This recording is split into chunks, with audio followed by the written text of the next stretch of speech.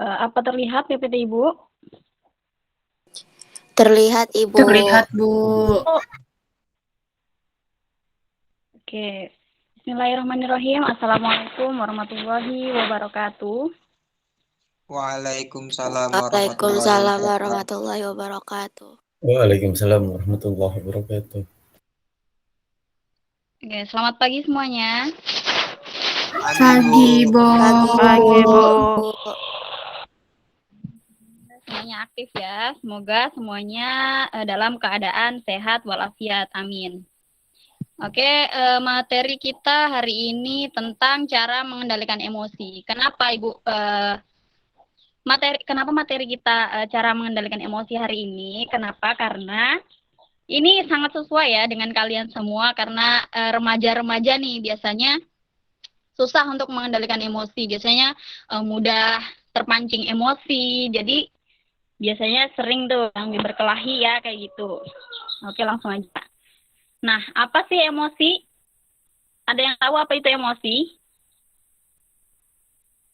Kada, Bu. Anak-anak ada yang Kita tahu? tahu, Ibu. Belum tahu, Bu.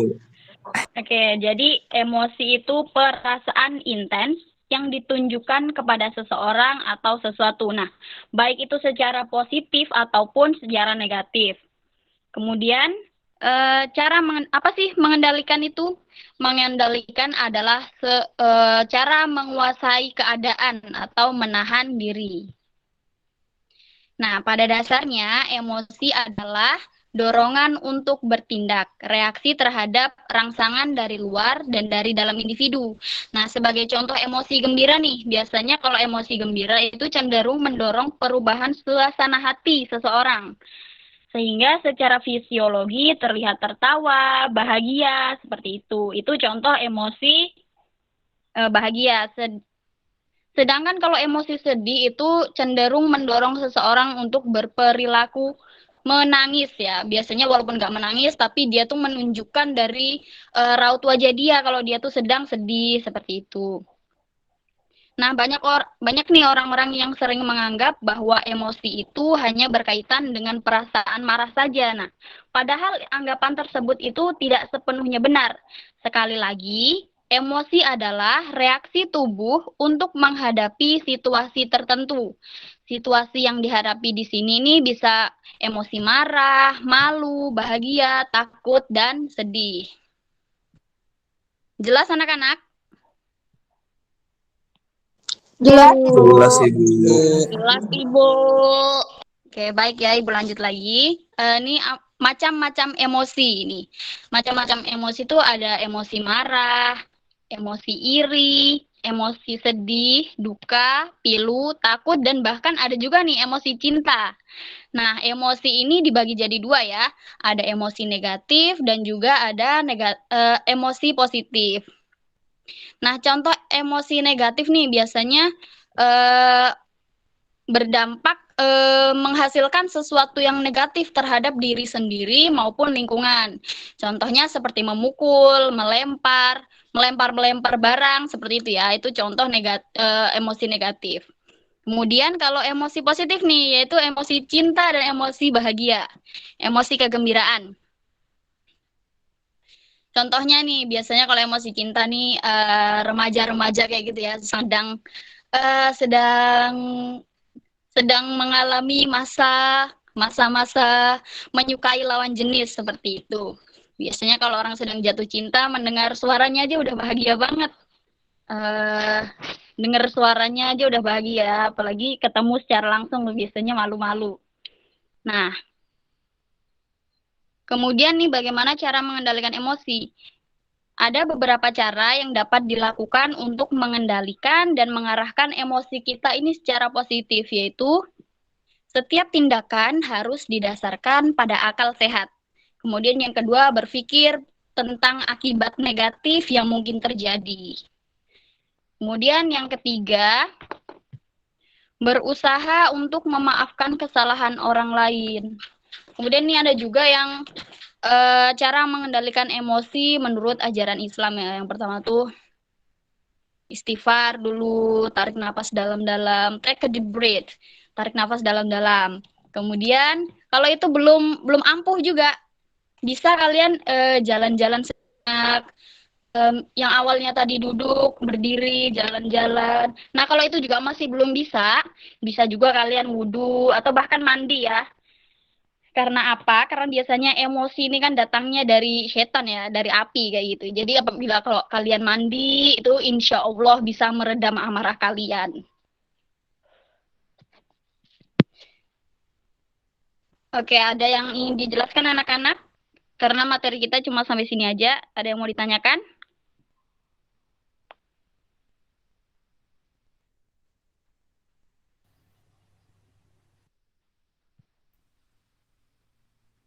Tidak ada Ibu. Oh, jelas ya, jelas. Alhamdulillah. Oke, karena materi kita cukup sampai sini. Ibu akhiri. Assalamualaikum warahmatullahi wabarakatuh. Waalaikumsalam warahmatullahi wabarakatuh. Alhamdulillah, terima kasih Ibu Oktaviani. Kita lanjut berikutnya. Tadi sudah masuk kalau tidak salah. Syahroji adalah Syahroji. Kita keluar lagi lah. Hadir Ibu. Oh, nah hadir. Sudah siapkah Bapak Syahroji? Insya Allah Ya, siap. nah, PPT-nya men-share sendiri atau di-sharekan? Di-sharekan teman maksudnya lah. Diserkan Siti Carija bisa dibantu. Ayo sih. Silahkan Bapak Syahroji dimulailah. Jadi nanti yang tampil kalau tidak terkendala video diaktifkan, tapi kalau memang terkendala nggak apa-apa ini ditutup. Ya, Ibu persilahkan pada Bapak Syahroji memberikan bimbingan klasikal. Assalamualaikum warahmatullahi wabarakatuh. Waalaikumsalam warahmatullahi wabarakatuh. Selamat pagi anak-anak yang Bapak cintai. Pagi, Pak. Pagi Bapak. Bagaimana kabar kalian? Apakah sehat walafiat? Alhamdulillah sehat. Alhamdulillah. Alhamdulillah sehat, Pak. Saudara Hafi, bagaimana kabarnya? Baik? Alhamdulillah baik. Alhamdulillah. Nah, pada pagi hari ini Bapak akan menyampaikan materi kita tentang meningkatkan semangat membaca. Nah, bagaimana Saudari Siti Carija? Apakah bisa? Bentar Pak, lagi proses. Oke. Saudara Muhammad Rizky, bagaimana kabar Anda? Apakah baik? Alhamdulillah baik, Pak. Muhammad Rizky sekarang domisili di mana? Di Banjarmasin apa di Martapura? Martapura, Pak. Oh, di Martapura hujan lah. Hujan, Pak. Sama aja berarti. Bapak di Banjarmasin lah, kalau hujan terus nah. Hari-hari hujan.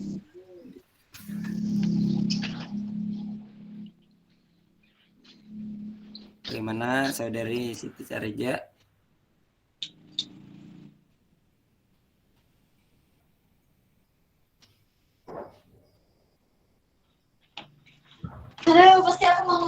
Kelihatan lah Pak. Belum.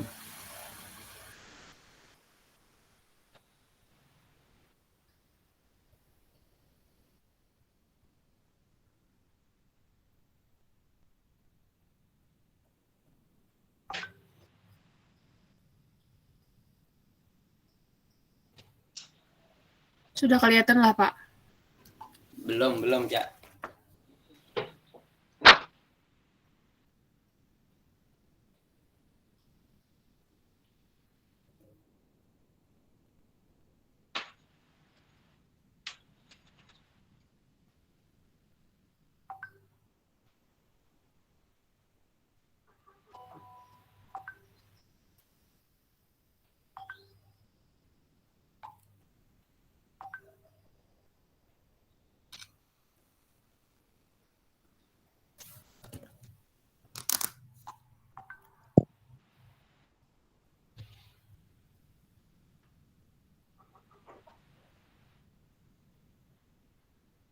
Udah kelihatan, Bu. Pak. Nah,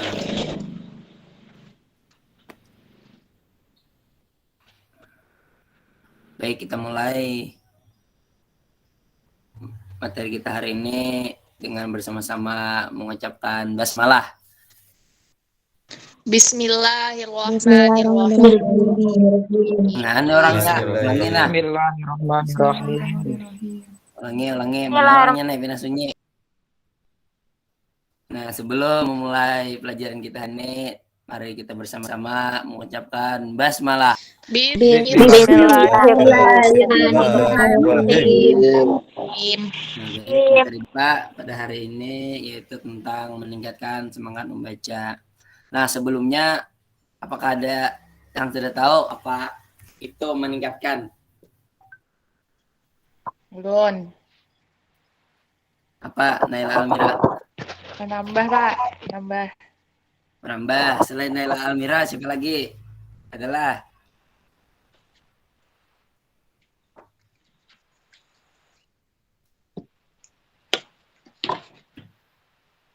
Umairah Dalila. Apa arti meningkatkan? Memperbanyak, Pak. Oh, memperbanyak. Oke, baik. Dari lakiannya Muhammad Hanafi, apa meningkatkan? Allah.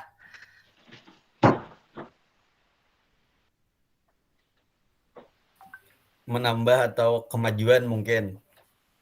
Nah, baik. Nah, sudah ada 3 penanggap di kelas ini. Nah, jadi meningkatkan itu adalah suatu proses atau usaha untuk mencapai kemajuan. Nah, itu meningkatkan ini biasanya hadir dari diri kita sendiri ataupun dari orang lain gitu. Selanjutnya ada semangat. Nah, semangat adalah suatu kemauan atau dorongan yang dapat merubah kita menjadi lebih giat. Nah, keterkaitan antara meningkatkan dan semangat itu pun terdapat dari diri sendiri ataupun orang lain. Nah, jadi meningkatkan semangat membaca ini dilakukan untuk atau apabila seseorang membaca atas kemauan atau kehendaknya sendiri, maka orang tersebut akan membaca dengan sepenuh hati dan akan mudah memahami bacaan yang dia baca.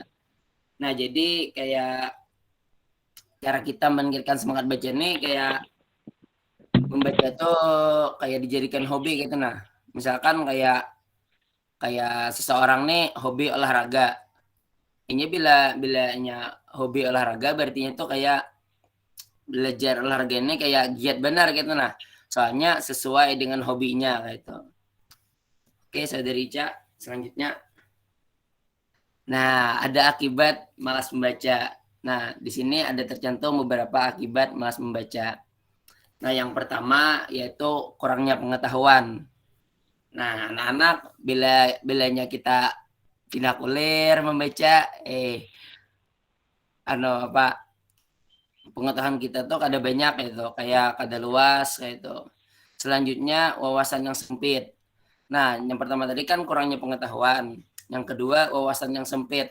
Nah, apabila kita malas membaca, maka wawasan kita itu kayak sedikit aja gitu. Nah, mon ada pun paling ada begitu luas gitu. Selanjutnya faktor utama pemicu kebodohan. Nah, mungkin akibat malas membaca pun ada suatu menjadi faktor utama pemicu kebodohan gitu. Makanya bagi para siswa dan siswi Bapak, mohon jangan malas membaca. Setidaknya dalam sehari itu adalah beberapa yang dibaca kayak itu. Jangan orang membaca chat orang aja kayak itu. Nah, baca sedikit artikel kah, sedikit apakah kayak itu. Pokoknya yang menjadi ilmu gitu. Nah, selanjutnya miskin kosakata. Nah, biasanya orang malas membaca inya karena tapi tahu kata-kata yang kayak apa ya? Kayak kata-kata ilmiah kayak itu nah. Misalkan orang tuh rancak membaca, inya tuh tahu kayak itu nah. Soalnya dalam bacaan tuh biasanya banyak tercantum kata-kata tersebut. Nah, selanjutnya Ica. Nah, ada beberapa tips meningkatkan semangat membaca. Yaitu yang pertama, meluruskan niat dan motivasi. Nah, jadi kita tuh bila melakukan sesuatu hal tuh diawali dengan niat loh. Niat yang paling utama dulu. Habis niat, hanyar memotivasi diri kita sendiri gitu. Ataupun meminta motivasi dari orang lain. Selanjutnya, mulai meminta rekomendasi dan membuat list. Nah, kita bisa melakukan suatu kayak konsultasi terhadap baik itu teman kita, keluarga kita, ataupun guru kita agar mendapatkan rekomendasi. Oh misalkan Pak, lo nih kira-kira cocoknya membaca apa gitu nah. Habis itu dan membuat list. Nah, kita tuh kalau melakukan sesuatu harus ada target gitu. Jadi kayak dalam hari per hari itu kayak ada peningkatan gitu. Nah, apabila kita tuh ada menyusun target gitu. Nah, yang ketiga yang pasti membeli buku.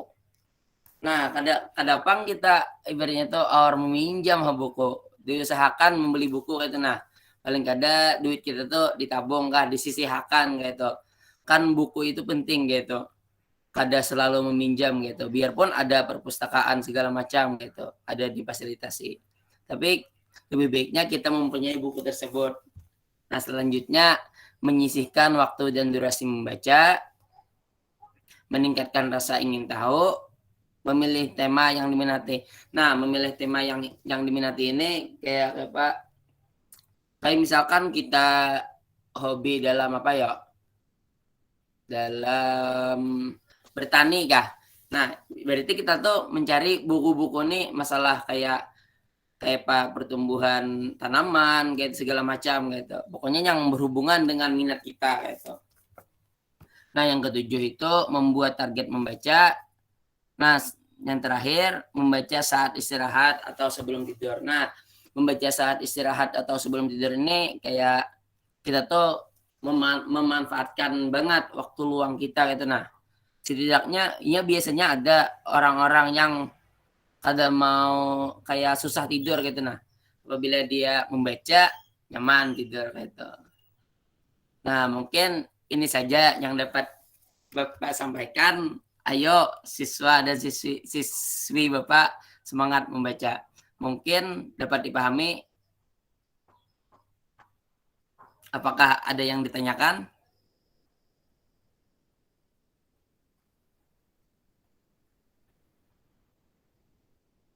Insya Allah jelas, Pak. Bagaimana yang lain? Apakah ada yang ditanyakan? Insya Allah jelas, Pak. Jelas, Pak. Alhamdulillah, penyampaian Bapak sudah jelas. Jelas. Mungkin ini saja yang dapat Bapak sampaikan. Wabillahi taufiq wal hidayah, waridho wal inayah. Wassalamualaikum warahmatullahi wabarakatuh. Waalaikumsalam warahmatullahi wabarakatuh. Terima kasih banyak Bapak Uji. Terima kasih, Bapak. Sama-sama. Terima kasih banyak Bapak Saruji. Ya, alhamdulillah sudah tuntas lah UAS-nya Bapak Sahroji. Kita lanjutkan berikutnya. Ada yang request lebih awal lah. Jadi Ibu persilahkan kepada Andina Karimah, dipersilahkan. Terima kasih. Bismillahirrahmanirrahim. Assalamualaikum warahmatullahi wabarakatuh. Waalaikumsalam warahmatullahi wabarakatuh. Gimana kabarnya anak-anak? Alhamdulillah baik, Ibu. Baik, Bu. Oke, jadi hari ini Ibu akan memberikan materi kepada kalian itu mengenai cara kalian supaya bisa mengelola stres. Ini merupakan bisa menjadi titik acuan juga gitu bagi kalian karena remaja-remaja ini kan kebanyakan stres atau overthinkingnya tuh di masalah-masalah yang masih sebenarnya apa ya, jangan sampai cuma gara-gara percintaan kalian stresnya tuh luar biasa kayak gitu. Jadi Ibu sebentar akan men-share PPT-nya.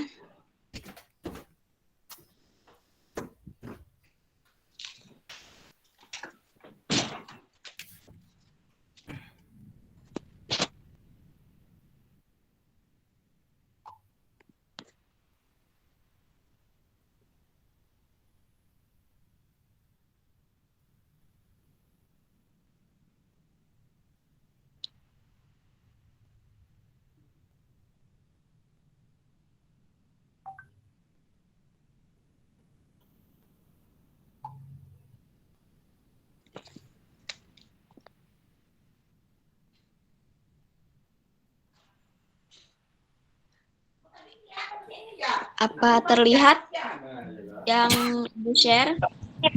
Terlihat, Ibu. Oke.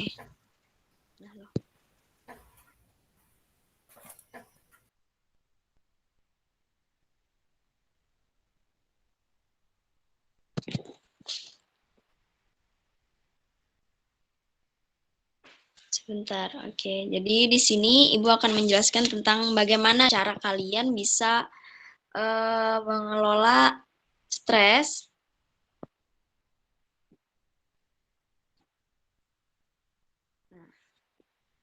Di sini kemampuan mengelola stres. Yang pertama, bagaimana kemampuan mengelola stres atau kalian bisa memanajemen stres itu merupakan teknik atau cara penanganan gangguan psikologis yang ditunjukkan untuk mengendalikan tingkat stresnya seseorang, terutama stres yang kronis. Nah, ada lagi pendapat lain yang mengatakan bahwa memanajemen atau mengelola stres ini dalam menggunakan sumber daya manusia secara efektif untuk mengelola dan mengatasi gangguan atau kekacauan mental dan emosional yang muncul karena tanggapan atau respon dari orang lain. Nah, kayak gitu. Sebelumnya, kalian sudah paham belum stres itu sendiri apa? Ada yang bisa memahami stres itu apa?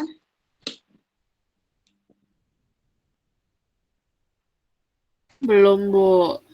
Belum, Ibu. Belum, Ibu. Oke, kita lanjut dulu. Jadi stres ini merupakan apa ya?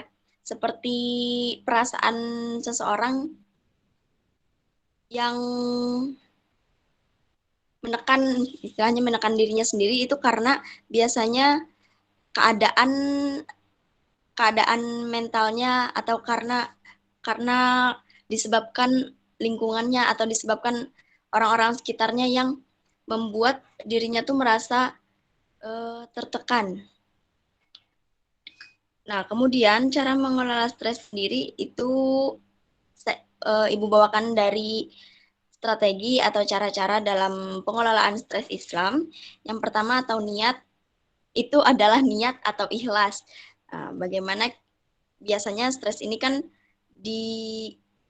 disebabkan mungkin karena tekanan-tekanan dari luar. Nah, dari diri kita sendiri ikhlas, niatkan bahwa kita tuh memang ikhlas menerima apapun istilahnya ujian atau keadaan di hidup kita ini yang memang itu ditakdirkan, suratan takdirnya itu untuk kita. Kemudian berwudu, salat, bersyukur, berzikir, berdoa, dan lain-lain. Kenapa urutannya seperti ini? Karena yakinkan saja pada diri kita bahwa memang apapun yang kita pikirkan, overthinkingnya kita, stresnya kita, itu pasti ada jalan atau obatnya, apalagi kalau kita berjalan menuju mendekatkan diri kita pada Tuhan, kepada Allah Subhanahu wa Ta'ala. Bagaimanapun masalah kita, sebesar apapun ujian yang diberikan kepada kita, itu Allah tidak akan memberikan ujian melebihi batas atau kadar kemampuan diri kita. Bisa dipahami? Bisa, Ibu. Selanjutnya, ada upaya mengelola stres. Yang pertama, tentunya kita harus mencari teman yang kita percaya bisa menjaga cerita kita. Kalau sebab dari stres kita ini merupakan entah itu aib atau sesuatu yang membuat kita malu kayak gitu loh, menceritakan ke banyak orang. Ungkapkan keluh kesah kita kepada seseorang yang kita anggap percaya, yang kita percaya bisa membantu kita, memberikan kita motivasi-motivasi. Jangan menceritakan masalah kepada orang-orang yang malah membuat kita down atau membuat kita malah merasa semakin tertekan. Kemudian jangan lupa olahraga secara rutin karena stres ini berkaitan juga dengan kesehatan fisik. Jangan sampai karena stres banyak cerita, karena stres orang tidak makan, banyak cerita karena stres orang kurus dan lain-lain. Jadi tetap beraktivitas lah dengan normal. Kemudian bisa melakukan meditasi karena dengan meditasi kita bisa menenangkan diri. Selanjutnya, lakukan aktivitas yang menyenangkan. Di sini Ibu rasa salah satu poin utamanya juga. Kenapa? Karena ketika kita melakukan sesuatu yang menyenangkan, itu kita bisa melupakan sejenak lah istilahnya atau melunturkan stresnya kita dengan melakukan hal-hal yang memang kita senangi, hal-hal yang kita memang hobi melakukannya. Jadi, lakukan jika itu memang menyenangkan, jangan dilakukan jika memang berada di bawah tekanan menekan mental kita sendiri. Dan yang terakhir, jangan berlarut-larut memikirkan kesedihan tersebut. Karena ketika kita berlarut-larut memikirkan hal tersebut, sedangkan hal yang membuat kita stres itu belum tentu seburuk yang kita pikirkan, kayak gitu lah. Belum tentu seburuk itu, tapi kita sudah terlanjur sangat sedih. Nah, itu yang mungkin biasa disebut dengan anak-anak muda sekarang overthinking. Padahal, coba kita memikirkan hal-hal positif terlebih dahulu. Karena kan, bagaimana kita berprasangka baik kepada Allah dengan ujian-ujian yang ada pada kita. Karena Allah itu sesuai dengan prasangka hambanya. Mungkin ada yang ditanyakan karena sampai sini saja materi dari Ibu.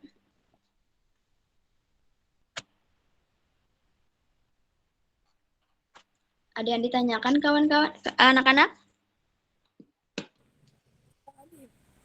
Tidak ada, Ibu. Tidak ada, Ibu. Ada, Bu. Ibu. Ulun kadada, Bu. Oke, semoga jelas apa yang Ibu paparkan. Terima kasih. Assalamualaikum warahmatullahi wabarakatuh. Waalaikumsalam warahmatullahi wabarakatuh. Makasih banyak, Bu. Banyak, Bu. Terima kasih, Ibu. Terima kasih Ibu Andina. Kita lanjutkan Saidah.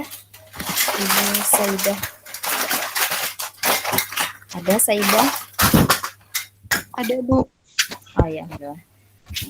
Jadi persilahkan Saidah.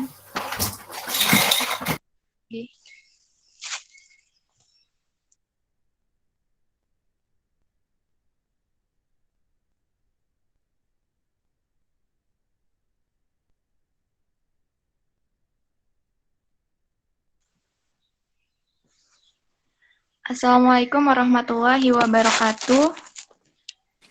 Waalaikumsalam warahmatullahi wabarakatuh. Halo semua, selamat pagi. Pagi, Ibu. Pagi, Bu. Bagaimana kabarnya anak-anak Ibu? Alhamdulillah, Bu. Baik. Alhamdulillah, semoga kita semua selalu selalu diberikan kesehatan. Jadi di sini Ibu akan membahas tentang perencanaan dalam berkarir. Sebelumnya Ibu akan share PPT dulu.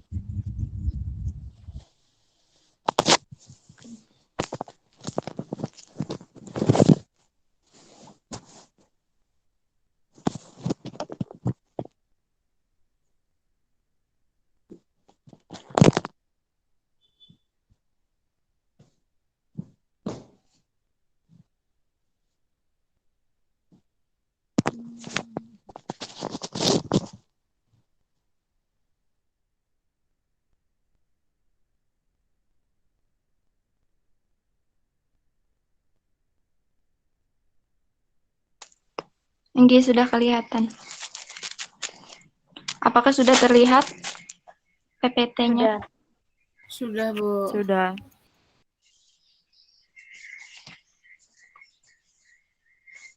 Sebelumnya, apakah ada yang tahu sudah tentang apa itu perencanaan berkarir?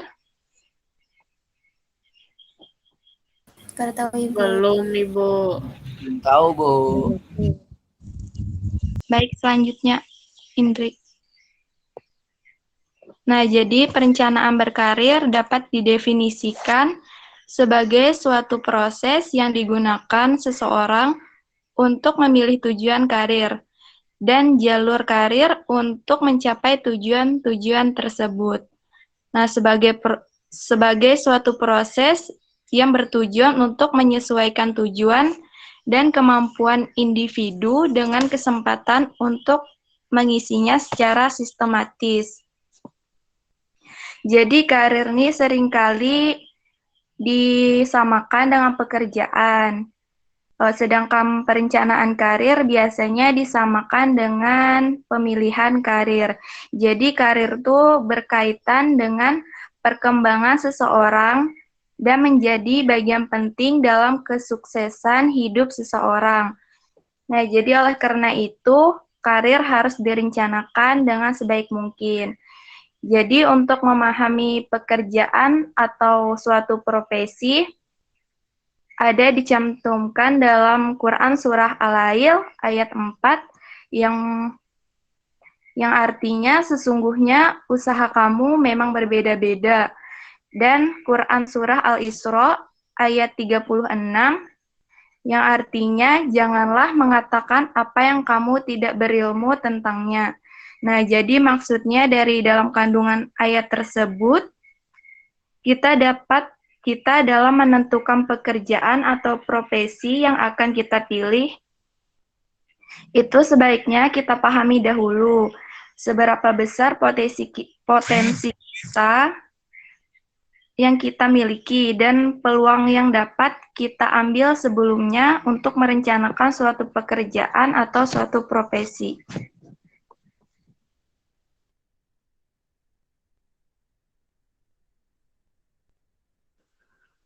Selanjutnya, ada langkah-langkah perencanaan berkarir. Di sini terdapat 5 macam. Yang pertama, mulai menyusun visi misi. Nah, jadi dalam perencanaan berkarir, menyusun visi misi itu sangat penting karena visi misi hidup dapat menjadi panduan atau pedoman untuk tujuan kita yang kita rencanakan ke depannya. Jadi dalam membuat visi misi, kita itu harus serius untuk memikirkannya dan menentukannya, karena dalam visi misi tersebutlah yang akan menjadi panduan hidup kita dalam melangkah menuju ke masa depan. Yang kedua, kenali potensi diri, fokus pada kelebihan, dan perbaiki kelemahan. Nah, jadi salah satu faktor yang menyebabkan seseorang gagal dalam menggapai mimpinya dan masa depan yang gemilang ialah karena tidak mengenali potensi yang dimiliki dirinya masing-masing. Maka dari itu, kita perlu untuk mengidentifikasi potensi apa yang kita miliki untuk kita kembangkan supaya mendapatkan karir yang ideal, yang bagus. Kita bisa memulainya dengan memperhatikan kelebihan-kelebihan kita, dan kita juga perlu mengetahui kelemahan kita agar kita mempunyai kesempatan untuk memperbaikinya. Selanjutnya, mengevaluasi diri. Mengevaluasi diri juga perlu dalam perencanaan berkarir. Mengapa? Karena untuk memperbaiki kesalahan yang telah kita lakukan di masa lalu. Jika kita di masa lalu misalnya menjadi orang yang pemalas dan tidak pernah serius pada kehidupan, maka dari itu kita perlu mengubahnya dan mempersiapkan karir untuk masa depan, serta menjadikan pengalaman pada masa lalu tersebut sebagai guru dan pelajaran terbaik untuk kita melangkah maju jauh ke depan. Selanjutnya yang keempat, cari informasi tentang peluang karir masa kini. Nah, jadi mencari informasi peluang karir masa kini itu juga sangat penting agar kita dapat mengetahui dan bisa memprediksi serta mempertimbangkan profesi atau jabatan yang kiranya tengah ramai dan prospek karirnya bagus yang sesuai dengan potensi kita. Dengan memperbaharui informasi bisa membuat kita mengetahui perkembangan kualifikasi yang dibutuhkan oleh perusahaan pada masa kini. Dengan zaman yang semakin maju, maka kualitas SDM juga semakin meningkat.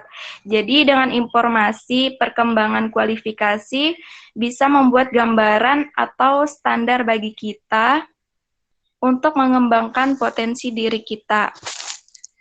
Selanjutnya yang terakhir yaitu merancang karir path dan merealisasikannya secara konsisten.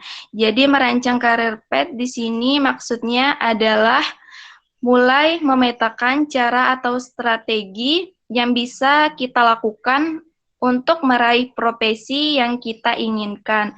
Sebaiknya mulai dari langkah-langkah kecil dahulu. Selain merancang karir path, faktor lain yang sangat menentukan kesuksesan kita yaitu konsisten pada saat kita merealisasikannya.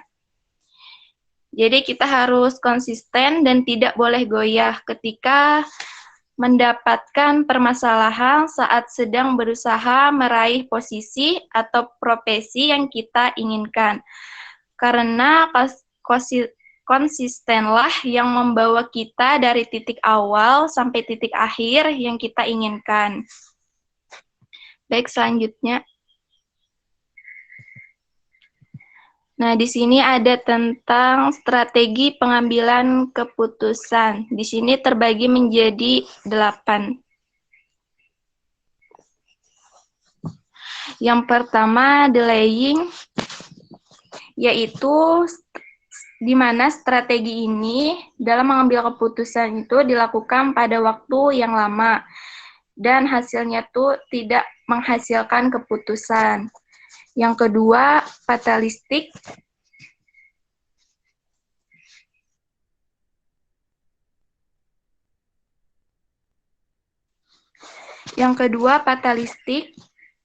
Yaitu strategi di mana individu tidak melakukan aksi terhadap pilihan-pilihan yang ada.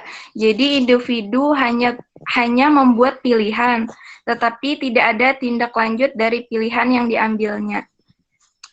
Yang ketiga, komplain. Nah, strategi ini di mana individu mengalah pada rencana pihak lain yang telah membuat keputusan untuk dirinya.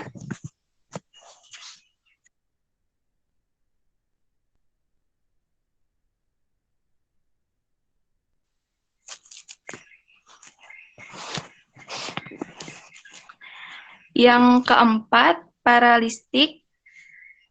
Strategi di mana individu yang sering merasa takut dan cemas ketika mengambil keputusan. Hal ini dikarenakan individu merasa tertekan, didesak dirinya sendiri atau orang lain dalam membuat keputusan. Jadi individunya tuh merasa takut akan konsekuensi dari keputusan yang diambilnya.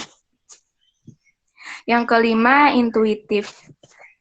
Nah, strategi ini yaitu membuat keputusan didasarkan dari perasaan daripada pemikiran.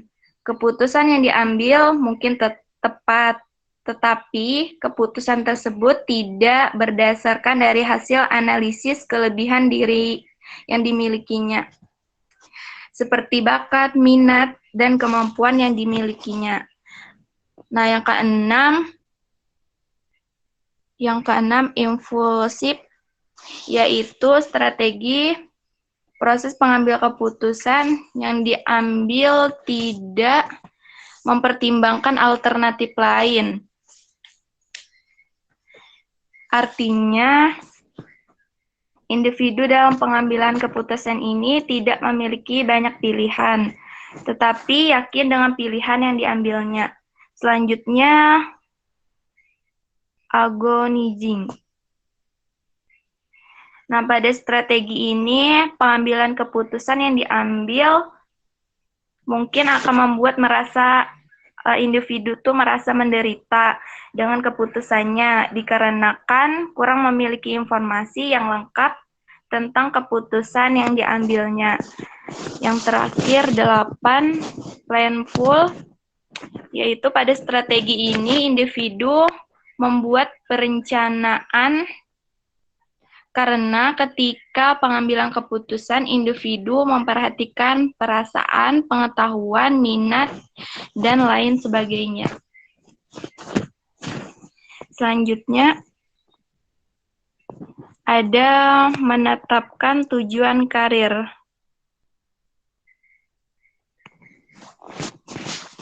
Di sini terbagi menjadi 4. Yang pertama, membuat penilaian mandiri.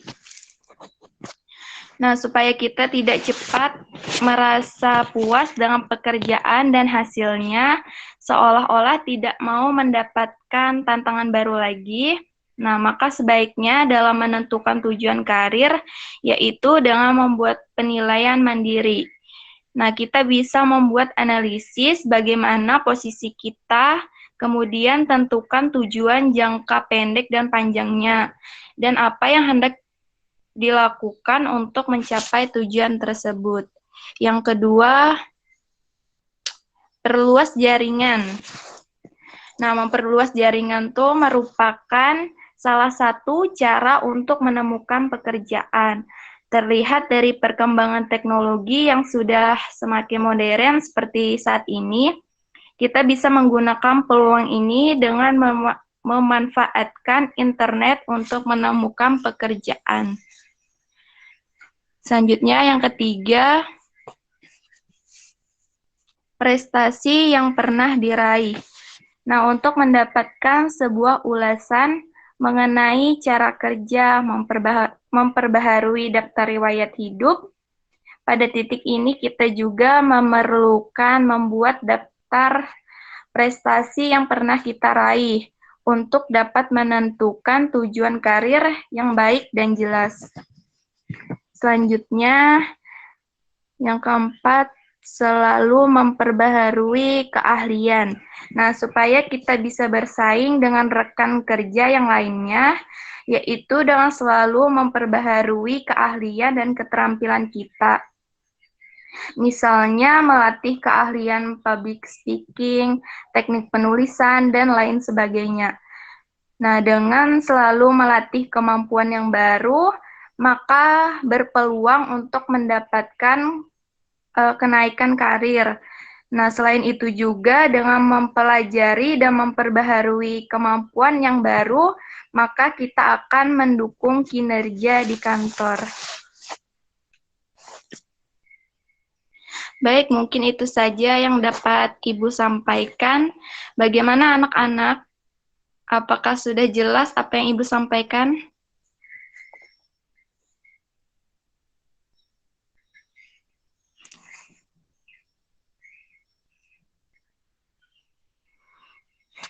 Alhamdulillah, Inggih, Bu. semoga jelas. Apa yang Ibu sampaikan semoga bermanfaat. Jadi Ibu akhiri dulu untuk pertemuan kali ini. Sekian dari Ibu. Kurang dan lebihnya Ibu mohon maaf. Assalamualaikum warahmatullahi wabarakatuh. Waalaikumsalam warahmatullahi wabarakatuh. Terima kasih banyak, Bu. Ya, alhamdulillah, terima kasih Ibu Saidah. Kita lanjutkan berikutnya Ibu Rahimah. Ya, Ibu Rahimah sudah siap? Insya Allah, Ya, Bu. alhamdulillah. Persilahkan.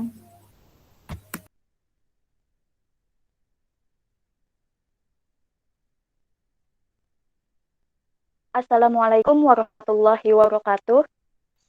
Waalaikumsalam warahmatullahi wabarakatuh. Selamat pagi anak-anak. Pagi, Bu. Bagaimana kabarnya pada pagi hari ini? Alhamdulillah Alhamdulillah baik. Alhamdulillah baik, Bu. Baik. Alhamdulillah baik ya semuanya. Sebelum kita memulai pelajaran pada pagi hari ini, marilah kita bersama-sama mengucapkan basmalah. Bismillahirrahmanirrahim. Selanjutnya kita hari ini akan membahas tentang pemahaman diri pada siswa.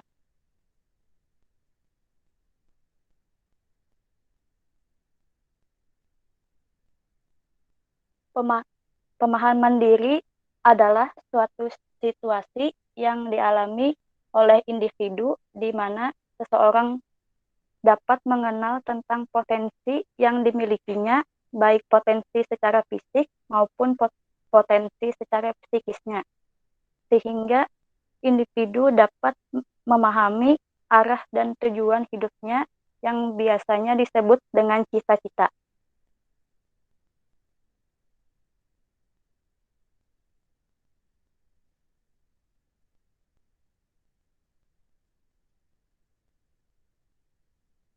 Tujuan pemahaman diri bagi siswa yang pertama yaitu siswa mampu mengeksplorasikan potensi diri mereka yang mencakup minat, abilitas, dan cita-cita sehingga suatu individu tersebut dapat merencanakan karir yang sesuai dengan potensi yang telah dimilikinya.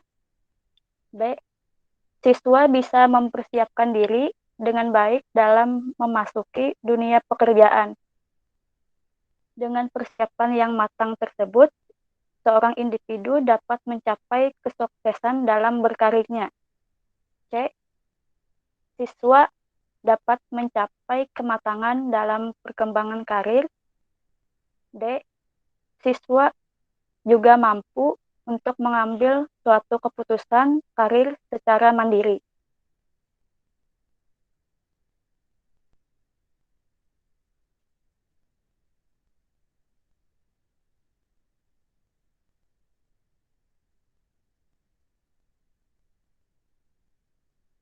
Adapun aspek-aspek pemahaman diri, yang pertama yaitu aspek fisik, mencakup seluruh anggota badan seorang individu dan dapat memahami kondisi jasmaninya dengan segala potensi yang ada di dalam dirinya.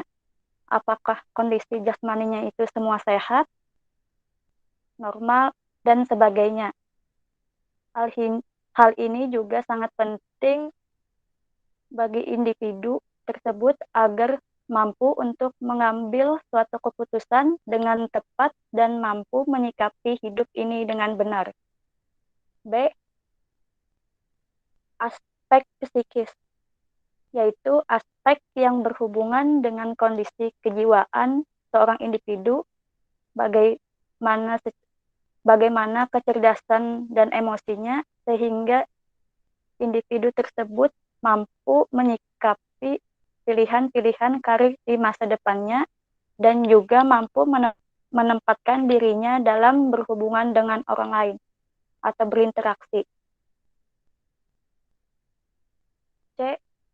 Aspek minat, yang mana minat itu adalah rasa ketertarikan yang kuat terhadap objek tertentu.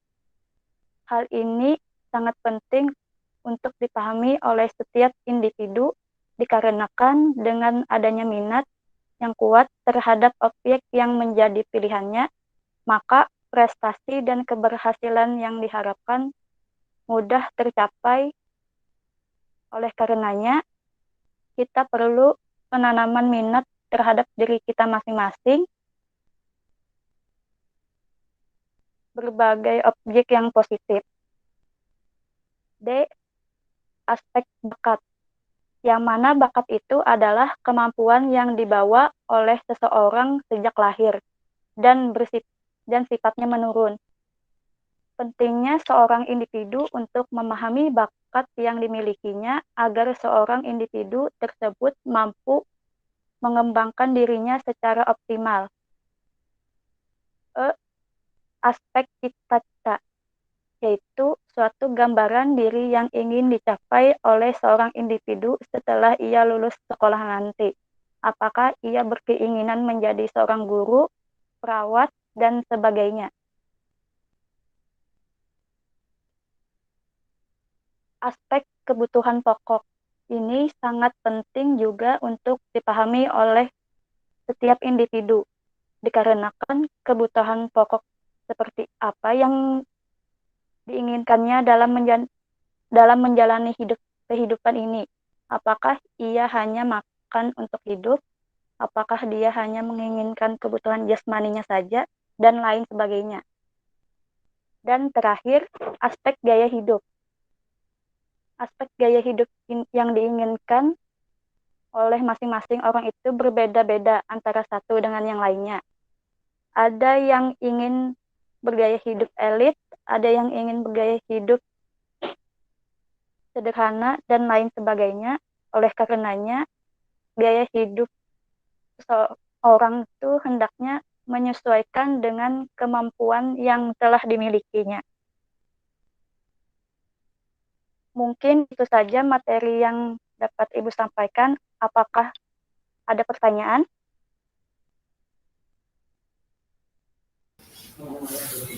Dari ulun tidak ada, Bu. Ulun juga kadada, Bu.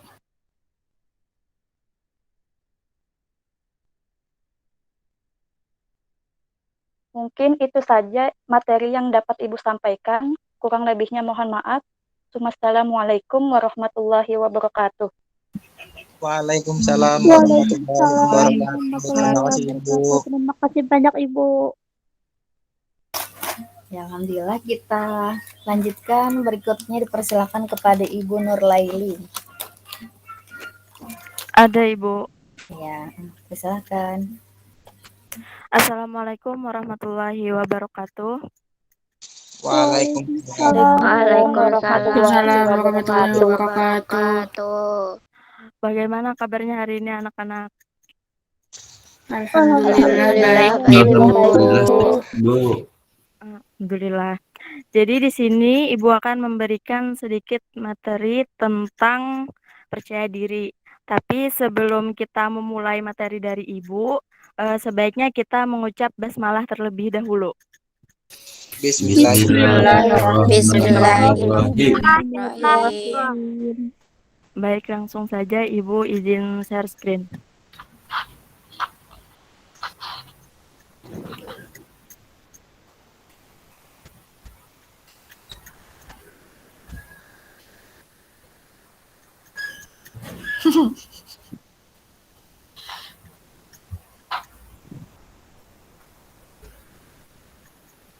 Apakah terlihat? Terlihat, Bu.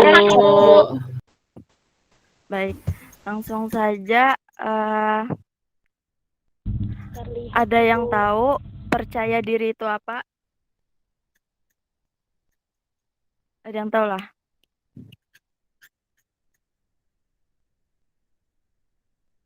Ulun belum, Bu. Belum, Bu. Oke. Percaya diri menurut Lawser merupakan suatu sikap atau perasaan yakin akan kemampuan diri sendiri, sehingga orang yang bersangkutan tidak terlalu cemas dalam tindakan-tindakannya. Dan juga ia merasa bebas untuk melakukan hal-hal sesuai keinginan dan tanggung jawab atas perbuatannya.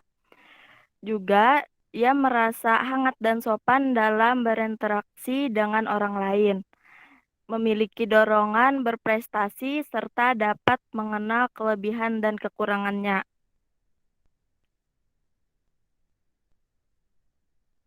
Dan juga bahwasanya sikap percaya diri ini merupakan bentuk syukur kita kepada Allah Subhanahu wa Ta'ala. Karena apa? Karena telah menciptakan manusia sebagai makhluk yang sempurna. Dalam Al-Quran surah At-Tin ayat 4, yang mana artinya, sesungguhnya kami telah menciptakan manusia dalam bentuk yang sebaik-baiknya. Jadi maksudnya, seseorang yang memiliki rasa percaya diri akan memiliki perasaan yakin dan optimis pada dirinya. ia akan selalu yakin saat melaksanakan tugas atau sesuatu menjauhi keraguan. Dampak dari percaya diri ini ialah ia akan merasa ia bisa belajar atau menyelesaikan pekerjaan dengan sungguh-sungguh. Berikutnya, adapun ciri-ciri percaya diri. Yang pertama, keyakinan akan kemampuan diri, yaitu sikap positif seseorang tentang dirinya, bahwa ia mengerti sesungguhnya akan apa yang ia lakukan. Yang kedua, optimis, yaitu sikap positif seseorang yang selalu berpandangan baik dalam menghadapi segala hal tentang diri, harapan maupun kemampuan. Contohnya nih, misal kita ada ujian, otomatis kan kita belajar dengan sungguh-sungguh dan kita harus merasa yakin bahwa akan lulus pada ujian tersebut. Karena apa? Karena kita sudah berusaha keras, yaitu dengan belajar dengan sungguh-sungguh tadi. Yang berikutnya, yang ketiga, objektif, yaitu orang yang percaya diri memandang permasalahan atau segala sesuatu sesuai dengan kebenaran semestinya, bukan menurut kebenaran pribadi atau menurut dirinya sendiri. Yang keempat, bertanggung jawab, yaitu kesediaan seseorang untuk menanggung segala sesuatu yang telah menjadi konsekuensinya. Contohnya, pada hal-hal kecil ya, misal si A tidak sengaja memecahkan gelas si B, maka si A ini langsung meminta maaf dan mengganti gelas si B dengan gelas yang baru.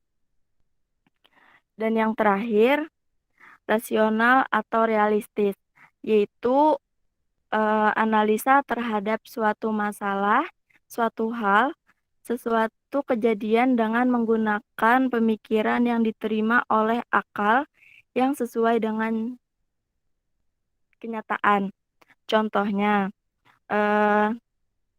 kita tidak kecewa berlebihan kalau gagal, karena secara otomatis orang yang realistis ini bisa menghadapi dan menerima kegagalan dengan lebih baik.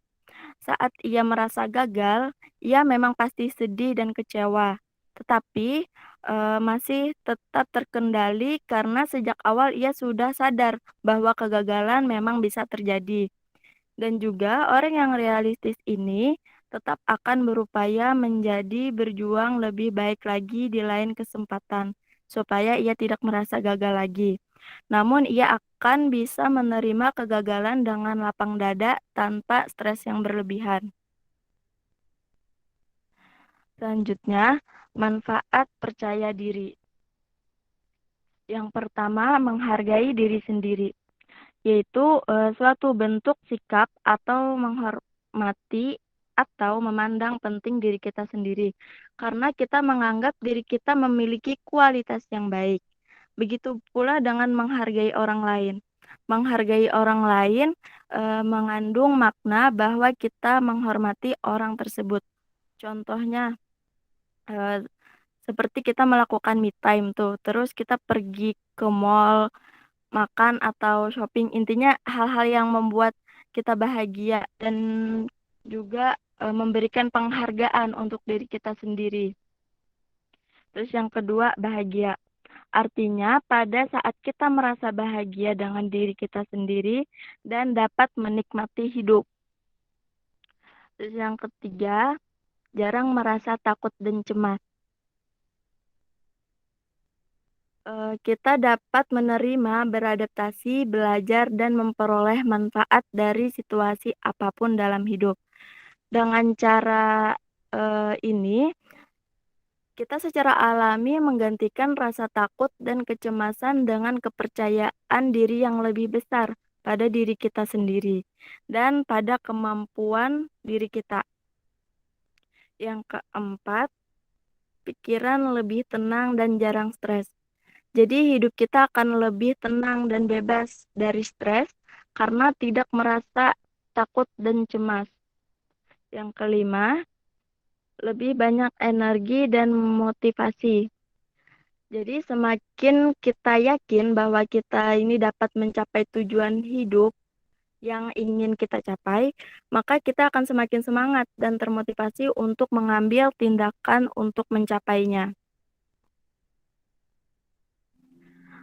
Dan selanjutnya strategi cara untuk percaya diri. Yang pertama, jangan membandingkan diri sendiri dengan orang lain. Karena pada dasarnya akan selalu ada seseorang yang lebih cantik, kaya, atau yang lebih pintar daripada kita. Tetapi kita harus ingat bahwa sesungguhnya kita tidak tahu apa yang sebenarnya terjadi di dalam hidup mereka. Setiap orang punya keunikan masing-masing, maka sebaiknya bandingkan diri kita dengan diri kita yang kemarin. Apakah hari ini kita adalah seseorang yang lebih baik dari sebelumnya? Maka sebaiknya kita fokus pada pengembangan diri kita sendiri dan ingat kembali progres yang telah kita lalui sampai titik ini. Terus yang selanjutnya, bersikaplah realistis dengan kemampuan diri sendiri. Jadi kenali diri sendiri lebih dalam. Apa saja sih kelebihan dan kekurangan kita? Apakah kita memiliki kemampuan untuk menyelesaikan masalah tertentu? Atau apakah kita perlu bantuan? Jadi dengan sikap realistis ini terhadap kemampuan pribadi, kita mampu menangani masalah yang akan kita hadapi. Yang ketiga, belajar dari masa lalu. Misal, belajar dari keberhasilan di masa lalu. Jika sebelumnya dapat melakukannya, berarti sekarang juga bisa melakukannya lagi. Kalau bisa, buatlah daftar pencapaian yang pernah kita raih dan itu akan membuat kita bangga. Coba cari lagi inspirasi dari keberhasilan yang pernah kita capai. Tapi jika kita gagal mencapai tujuan kita di masa lalu, maka pelajari kembali apa yang bisa kita perbaiki dari kesalahan yang kita perbuat. Yang keempat, keluar dari zona nyaman. Kepercayaan diri akan lebih meningkat jika kita dihadapkan dengan situasi di luar zona nyaman. Melakukan hal-hal kecil yang baru dan tidak biasa adalah cara yang baik untuk meningkatkan kepercayaan diri. Contohnya, kita bisa bertemu dengan orang baru, mencoba hobi baru, atau mempelajari keterampilan baru. Walaupun awalnya mungkin kurang nyaman, tetapi semakin kita jalani, kita pun semakin berkembang. Dan yang terakhir, belajar afirmasi positif. Jadi melakukan afirmasi positif bisa jadi salah satu cara agar kita percaya diri. Kalian bisa nih menyebut kata-kata seperti aku bisa melakukan hal ini atau aku pasti bisa melewati tantangan ini. Nah, maka itu akan membantu kalian untuk meningkatkan rasa yakin pada diri. Ingat ya, kita tidak harus melakukan, tetapi kita dapat melakukan sesuatu. Mungkin itu saja yang dapat Ibu sampaikan. Apakah ada yang ingin bertanya?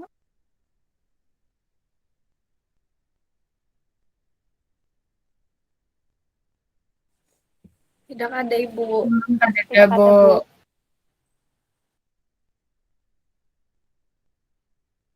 Kalau tidak ada, mungkin itu saja yang dapat Ibu sampaikan. Salah hilaf mohon maaf. Wassalamualaikum warahmatullahi wabarakatuh. Waalaikumsalam warahmatullahi wabarakatuh. Terima kasih, Ibu. Selanjutnya kita lanjutkan ya. Berikutnya Ibu Nurisa Farahdina. Jadi persilahkan.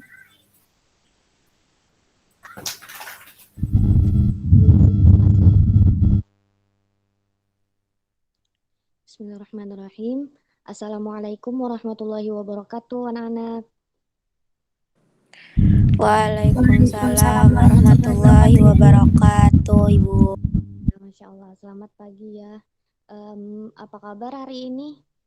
Baik? Semuanya? Alhamdulillah baik Ibu. Alhamdulillah. Semoga masih semangat ya hari ini. Sebelum kita memulai pembelajaran hari ini, marilah kita bersama-sama membacakan basmalah. Bismillahirrahmanirrahim.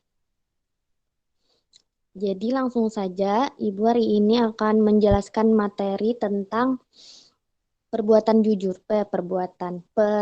jujur. Nah, semuanya pasti sudah tahu apa itu jujur, karena ini menyangkut kehidupan kita sehari-hari yang biasanya sering kita dengarkan.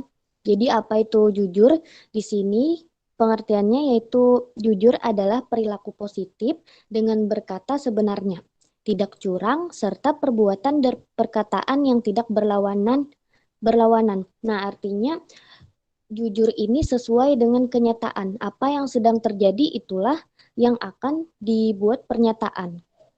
Tidak diada-ada, tidak dibuat sesuai apa yang diinginkan, tapi sesuai dengan kenyataan apa yang kita lihat, itu yang kita nyatakan. Nah, perilaku jujur ini menyebabkan Muslim ini memperoleh kepercayaan di lingkungan sekitar. Pasti karena orang pasti menyukai yang namanya seseorang yang jujur. Kita juga pasti suka berteman dengan orang yang jujur. Siapa yang tidak suka berteman dengan orang yang jujur? Pasti semuanya ingin punya teman yang punya sifat jujur. Nah, jadi sifat jujur ini sangat penting dimiliki seseorang supaya salah satunya kan supaya kita punya banyak teman dan kita dapat dipercaya oleh teman. Oke, lanjut.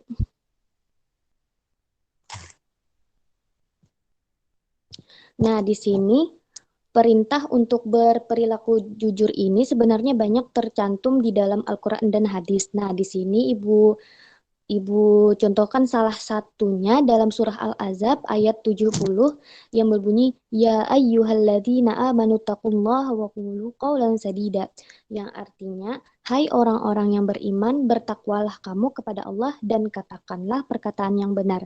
Nah, di sini kan sudah dijelaskan bahwa jujur ini pasti sangat penting karena itu adalah perintah Allah. Nah, salah satu poin penting yang dapat kita ambil, ciri orang yang beriman itu adalah orang yang jujur.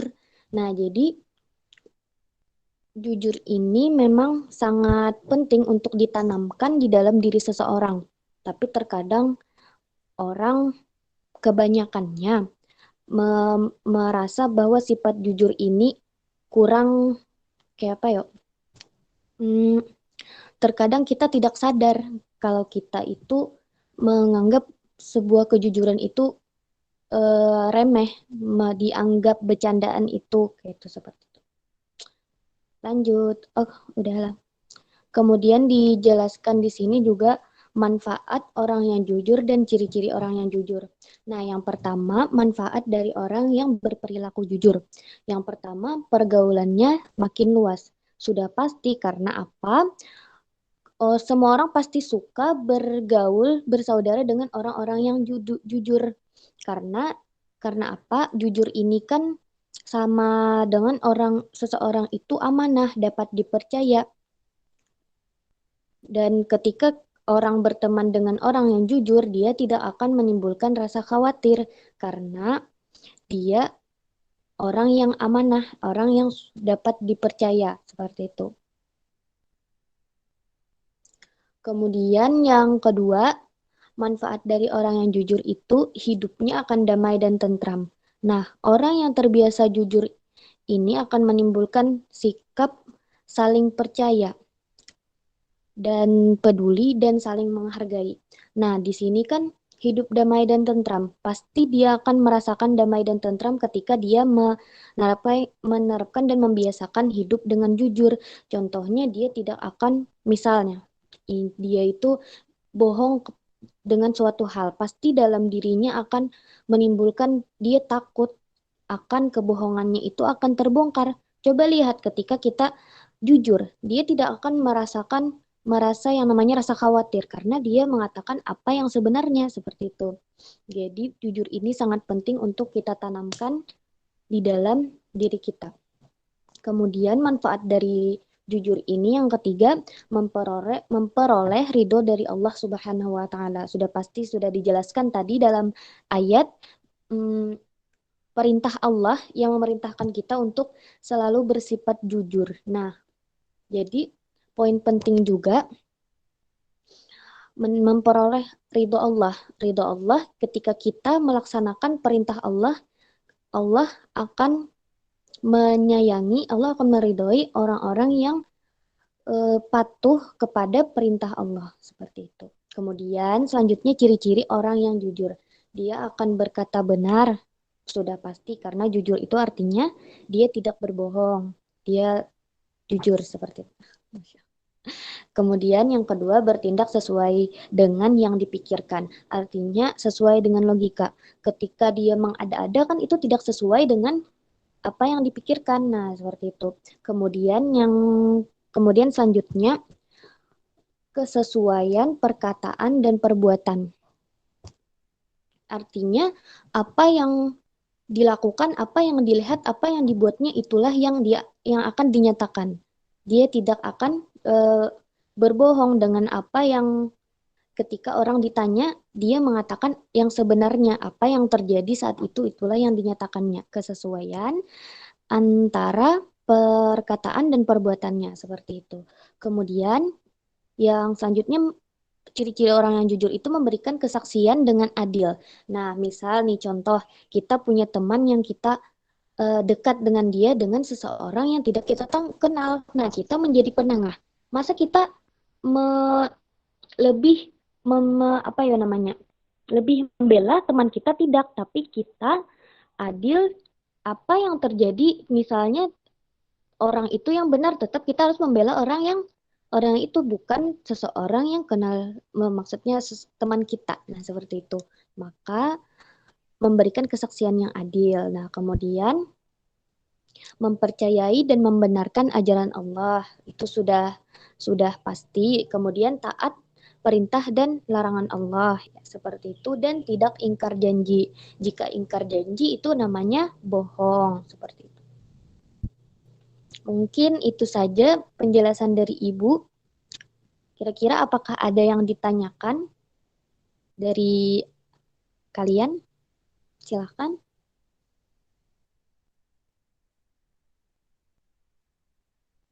Apakah jelas? Jelas, Ibu. Jelas, Ibu. Alhamdulillah. Terima kasih atas perhatian anak-anak semuanya. Kalau Ibu ada salah, Ibu minta maaf. Assalamualaikum warahmatullahi wabarakatuh. Waalaikumsalam warahmatullahi wabarakatuh. Terima kasih, Ibu. Ya, sama-sama. Terima kasih kembali. Ya, alhamdulillah sudah selesai Ibu Nurisa Farahdina. Rahimah kalau ini menjemput Mama Kak Rahimah? Mau jemput Ibu Kak? Gak apa-apa izin keluar meet Kak? Nah, kalau mau menjemput. Ya, selanjutnya kita persilahkan kepada Ibu Naila Almira, dipersilahkan.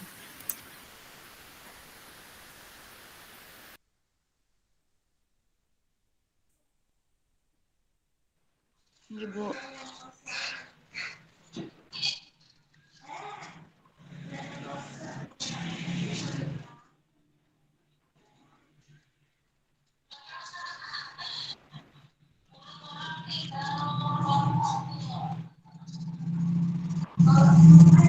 Apakah terlihat? Terlihat, Bu. Inggih, Bu.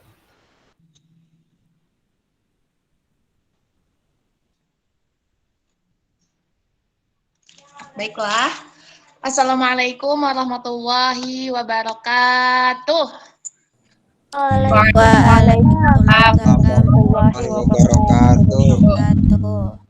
Nah, sebelumnya Ibu minta maaf ya kalau misalnya Ibu tidak on cam karena Ibu juga sekalian menampilkan PowerPoint yang ada di layar. Sebelumnya Ibu mau tanya nih, bagaimana nih kabarnya semuanya? Alhamdulillah, baik Baik, Ibu. Alhamdulillah. Saudara Muhammad Irsyad, apakah ada? Saudara Muhammad Irsyad, apakah ada? Oh, barangkali ada kesibukan. Kemudian saudara Muhammad Rizky, apakah ada? Ada, Bu. Oke. Saudari Siti Maryam, ada nggak? Ada, Bu, hadir. Alhamdulillah. Saudari Siti Maryam sekarang lagi di mana posisinya? Di Banjarbaru, Bu. Oh, Lulusan ULIN. Nggih. oh, bukan di Gambut lah. Ada. Oke. Kemudian saudari saudari Norisa, apakah ada?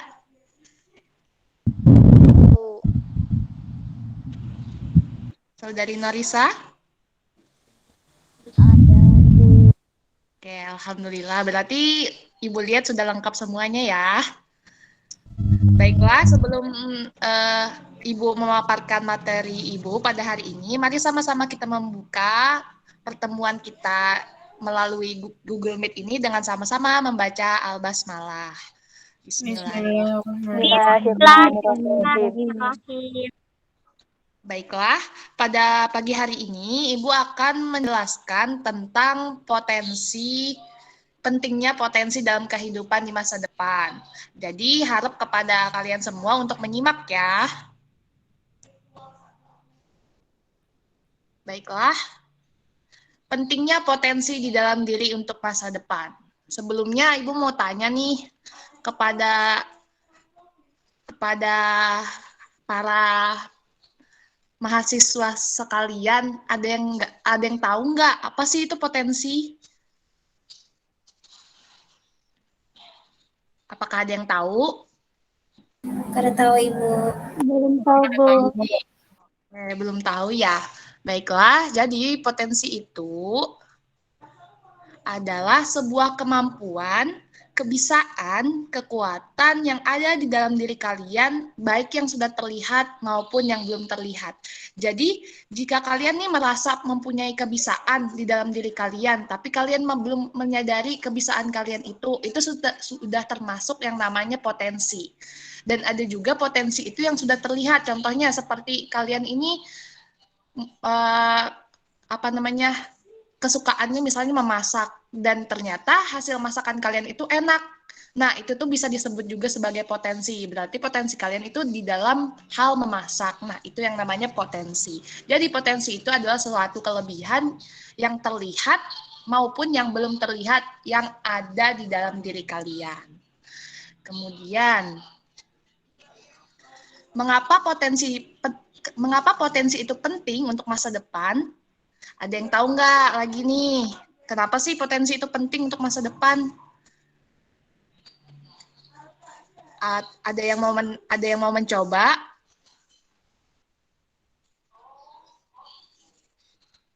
Baiklah, baik Ibu jelaskan saja. Yang pertama, mengapa potensi penting untuk masa depan? Yang pertama, dapat menjadi tolak ukur kesuksesan di masa depan. Jadi, potensi itu penting untuk masa depan kalian karena kalian dapat mengetahui kesuksesan kalian di masa depan jika kalian mempunyai potensi yang positif. Contohnya, misalnya kalian ini seperti tadi, kalian mempunyai kebisaan atau kesukaan dalam hal memasak. Dan ternyata hasil masakan kalian itu enak dan diakui oleh semua orang, maka itu dapat menjadi kesuksesan, bisa dikembangkan untuk menjadi kesuksesan kalian di masa depan. Barangkali dengan belajar dengan sungguh-sungguh, kemudian terus mencoba, latihan, memasaknya, barangkali suatu saat kalian bisa menjadi chef atau koki terkenal di dunia ataupun di Indonesia. Itu. Kemudian yang kedua, membuat kita tahu akan kekurangan dan kelebihan di dalam diri kita. Jadi potensi itu penting juga untuk mengetahui apa sih kekurangan yang ada di dalam diri kita dan apa juga kelebihan yang ada di dalam diri kita. Sehingga kita dapat mengembangkan kelebihan di dalam diri kita dan menutupi kekurangan yang ada di dalam diri kita. Itu kemudian poin kedua, pentingnya potensi di masa depan. Kemudian yang ketiga, menjadi inti pokok kebahagiaan hidup dan keberhasilan karir. Sebagaimana yang Ibu sampaikan tadi, jika kalian nih mengetahui kelebihan yang ada di dalam diri kalian dan kalian menyukai akan kelebihan itu, maka itu akan menjadi kebahagiaan kalian suatu saat kelak. Jika kalian mau dan sungguh-sungguh dalam mengembangkannya. Dan itu akan menjadikan keberhasilan karir di masa depan kalian. Itu poin yang ketiga. Kemudian yang keempat, ujung tombak dalam hal branding diri. Nah, jadi branding diri ini untuk memperkenalkan kepada khalayak ramai apa sih kelebihan yang ada di dalam diri kalian, itu namanya branding diri. Jadi potensi ini merupakan ujung tombak untuk kalian mempublikasikan atau menyebarkan atau mengatakan kepada khalayak ramai tentang kelebihan apa yang yang kalian miliki, atau ini loh saya bisa ini, saya bisa ini, saya bisa ini. Dan itu tujuannya untuk membrandingkan diri atau memperkenalkan diri kalian kepada orang-orang. Tuh. Kemudian yang kelima, merupakan pokok utama atau nilai diri di dalam pandangan orang lain. Nah, ini menyangkut dengan poin keempat, yaitu ujung tombak dalam hal branding diri. Jadi, jika kalian mempunyai potensi atau kelebihan yang positif, otomatis itu akan menjadi pandangan tersendiri bagi orang lain, dan orang lain akan mencap kalian itu sebagaimana kelebihan kalian itu. Contohnya seperti tadi, jika kalian mempunyai bakat atau mempunyai kelebihan dalam hal memasak, maka orang lain akan mengenal kalian sebagai orang yang pintar memasak. Oh, ini nih si A nih ternyata dia itu hebat dalam memasak. Pokoknya itu yang akan menjadi cap diri kalian di mata orang lain. Itu. Kemudian sebentar.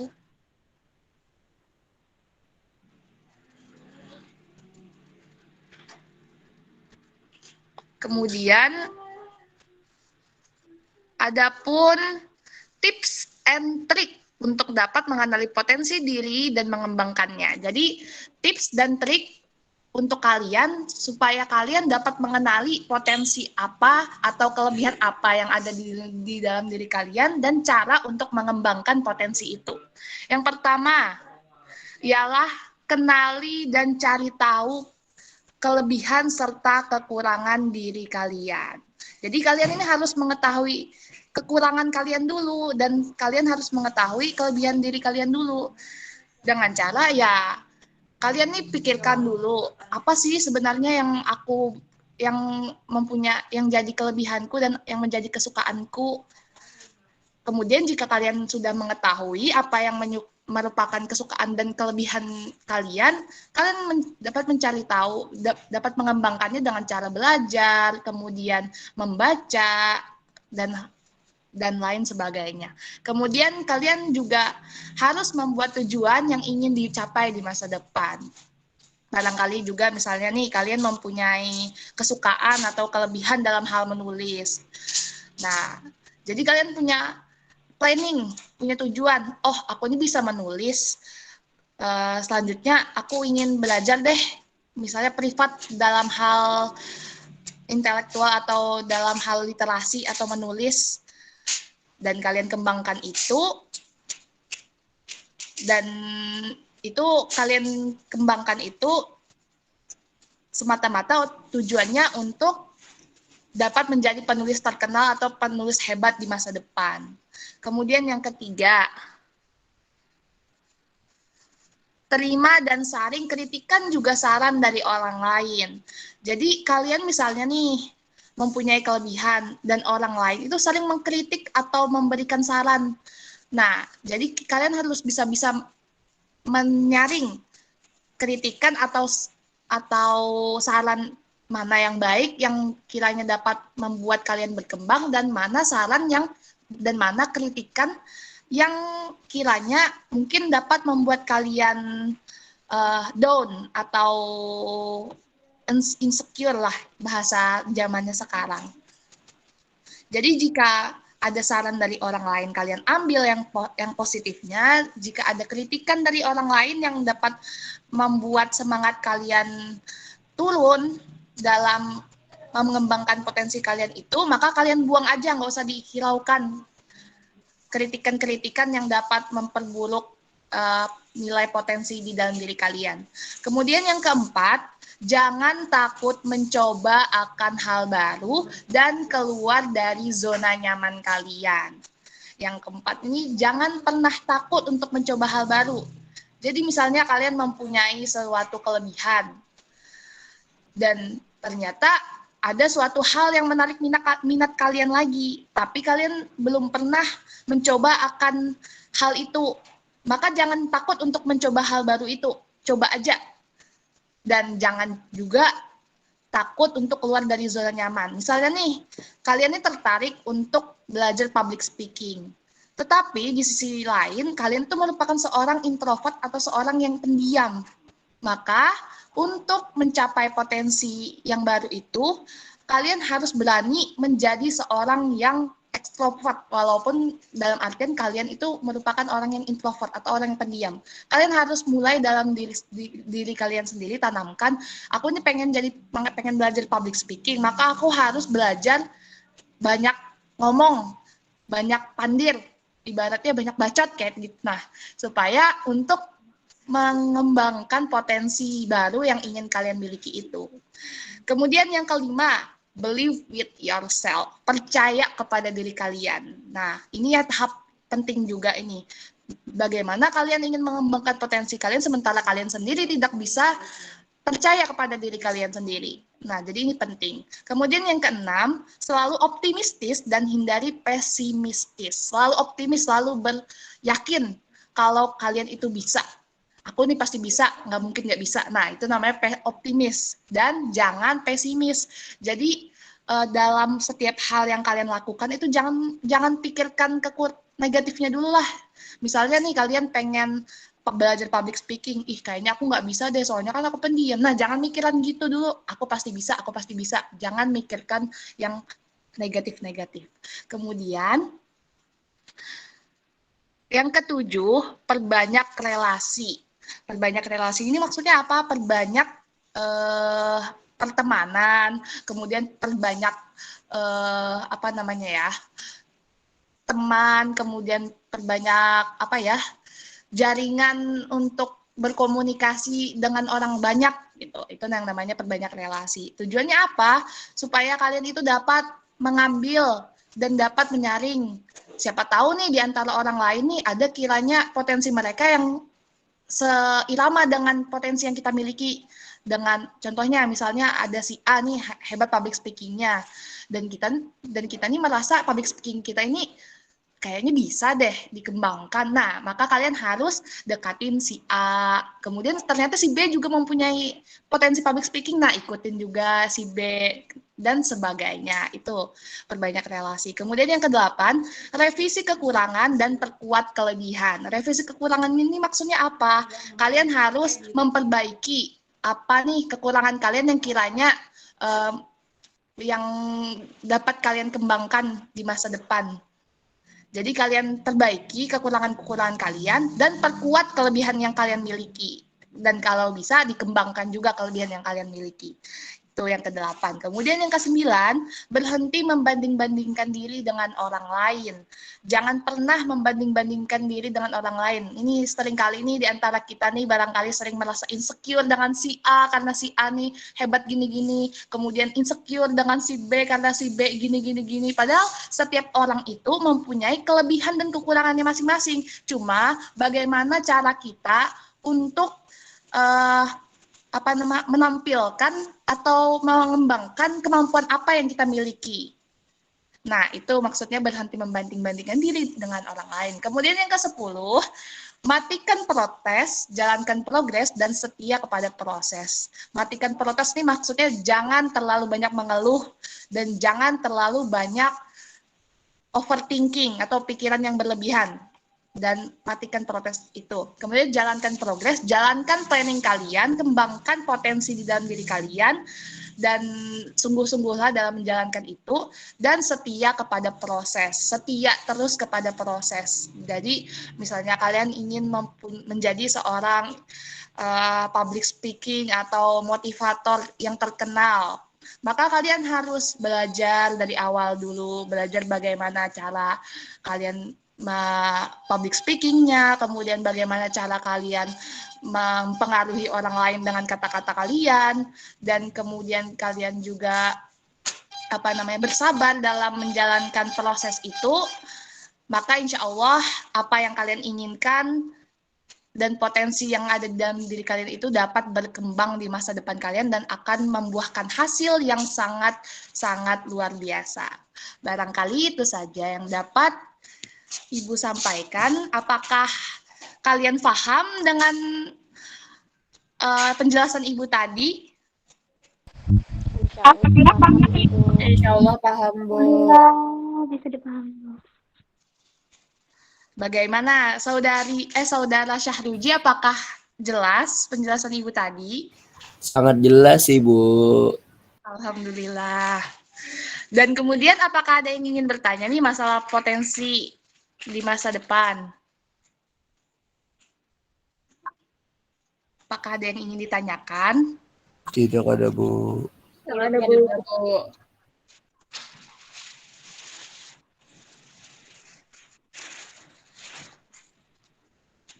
Oke, baiklah. Jadi pesan Ibu, jika kalian ingin menjadi seseorang yang berguna atau seseorang yang sukses di masa depan, maka kalian harus mengetahui potensi apa yang ada dalam diri kalian dan kalian cari tahu lebih dahulu kelebihan serta kekurangan apa yang dalam diri kalian. Kemudian jika kalian sudah mengetahui, maka kalian harus mengembangkan potensi kalian itu supaya kalian dapat menemukan kesuksesan di masa depan kalian.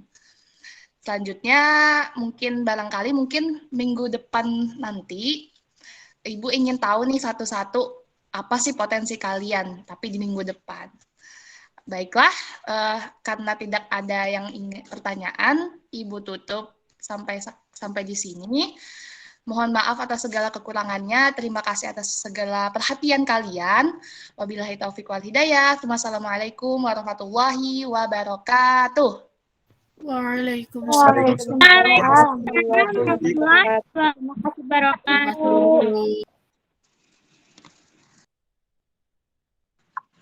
Sudah, Ibu.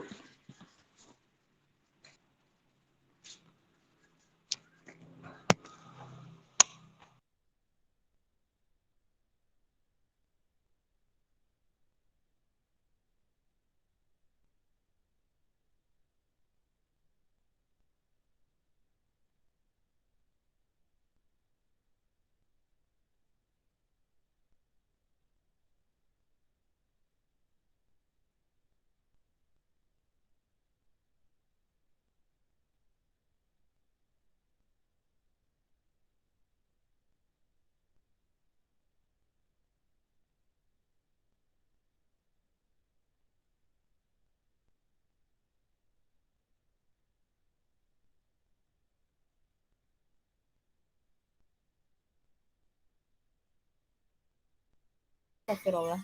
Suara Ibu lah. Muhammad Rizky tidak salah kan?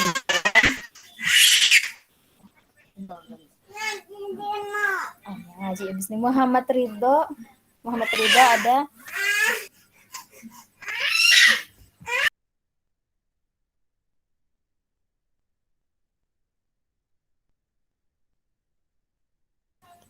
Nah, berarti satu Ada, orang. Bu. Belum habis kuota, Bu. Irsat, Bu. Oh iya. Kira agak kesulitan berarti lah Ridho lah. Inggih, Bu. Berarti Habisan kuota belum. Atau Muhammad Hanafi yang standby nah. Penutup lah untuk ini kesempatan kali ini. Muhammad Hanafi, PowerPoint-nya ada atau di-sharekan teman.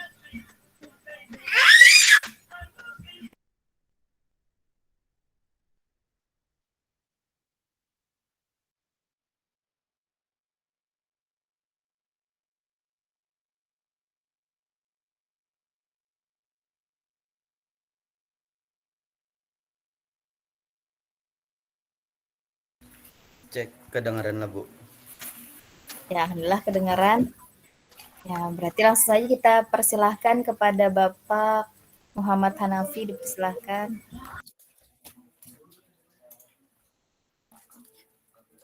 Assalamualaikum warahmatullahi wabarakatuh. Waalaikumsalam.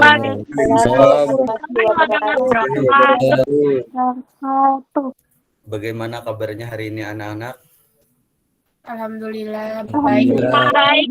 Alhamdulillah baik, Pak. Jadi di sini sebelum memasuki pembelajaran, Bapak mencek kehadiran dulu lah. Di sini yang kadet Sahruji Saiful Anwar ada? Hadir Bapak. Bagaimana kabarnya hari ini? Alhamdulillah bikhair. Alhamdulillah baik-baik saja, Pak. Untuk anak-anak bagaimana kabarnya hari ini? Alhamdulillah. Alhamdulillah. Alhamdulillah. Semoga kita diberikan selalu kesehatan oleh Allah Subhanahu wa taala.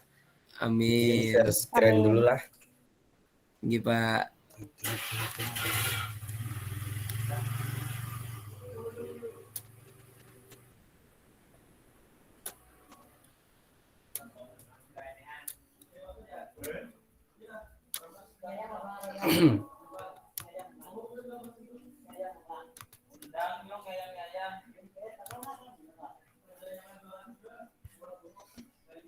Ya, sebelum memulai pembelajaran pada pagi hari ini, marilah kita bersama-sama mengucapkan basmalah.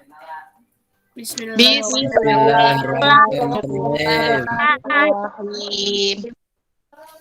Jadi untuk pembelajaran hari ini kita akan membahas lebih ke masalah remaja.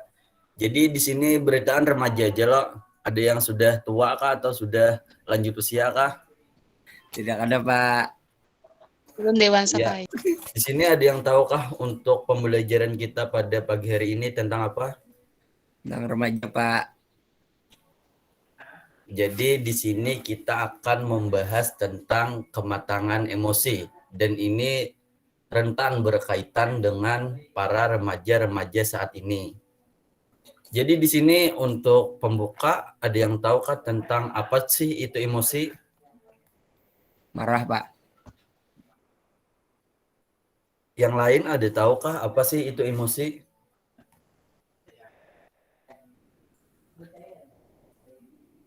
Ya mungkin belum tahu tentang emosi. Di sini emosi adalah perasaan intens yang ditunjukkan kepada sesuatu atau seseorang, baik itu tentang hal yang negatif ataupun hal yang positif. Jadi langsung masuk ke materi. Yang pertama, kematangan emosi. Kematangan emosi adalah keadaan emosi yang tenang dan stabil, tidak berubah-ubah dari satu emosi ataupun suasana hati yang lain dan berdasarkan kepada kesadaran yang mendalam, yaitu individu memiliki kemampuan untuk menilai situasi secara kritis sebelum bereaksi secara emosional. Jadi emosi ini bukan selalu tentang berkaitan tentang marah, tapi juga ada hal-hal yang lainnya seperti bahagia, bersedih, jijik, dan lain-lainnya. Selanjutnya kita akan masuk ke ciri-ciri kematangan emosi. Yang pertama, mampu memberi dan menerima cinta. Nah, jadi di sini mungkin tentang cinta pada awalnya remaja pasti mungkin sedikit banyaknya ingin tahu apa sih itu cinta. Selanjutnya, mampu menghadapi kenyataan atau masalah yang dihadapi. Jadi ciri seorang remaja yang sudah matang emosinya yaitu mampu menghadapi kenyataan ataupun masalah yang dia hadapi, yaitu tidak kabur dari masalah ataupun menghindar dari masalah yang telah dia buat.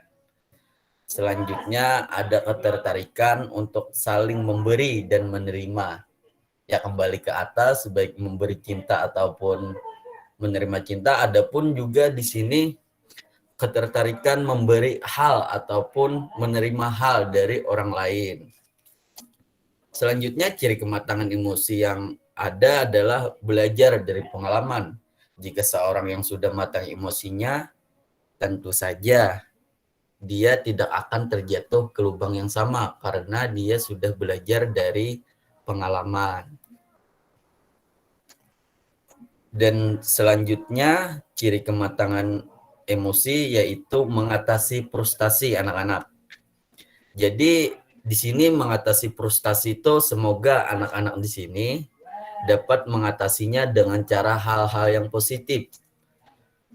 Adapun cara mengatasi frustasi menurut pandangan Islam yaitu dengan melakukan niat yang ikhlas, berwudu, melakukan sholat, bersyukur, serta berzikir ataupun dan berserah diri kepada Allah. Jadi itu adalah beberapa cara untuk mengatasi frustasi di masa remaja. Mungkin anak-anak sudah dapat dipahami.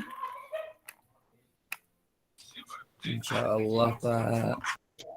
Untuk Saruji, apa bisa menyebutkan ciri-ciri mengatasi frustasi saat remaja menurut pandangan Islam? Sebutkan salah satunya, bisa Saruji? Berzikir, Pak. Alhamdulillah. Yang lain ada yang tahu? Siti Carija Najila Safira? Pun Bapak. Ada yang bisa menyebutkan cara mengatasi frustasi menurut pandangan Islam? Sebutkan salah satunya.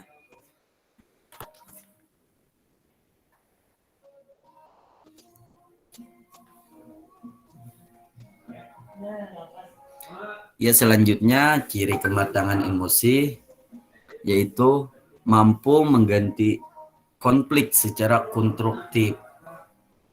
Dan selanjutnya berpikir terbuka. Di sini mungkin ciri kematangan emosi yaitu seseorang dapat berpikir terbuka, berpikir luas secara mendalam untuk kepentingan dirinya dan orang lain. Selanjutnya penuh harapan, dan yang terakhir mampu berpikir positif mengenai dirinya sendiri, yaitu maksudnya memahami konsep diri, bagaimana untuk membawakan perasaannya kepada orang lain ataupun kepada sesuatu. Di sini untuk hal ini, apakah anak-anak sudah dapat memahami tentang ciri-ciri kematangan emosi?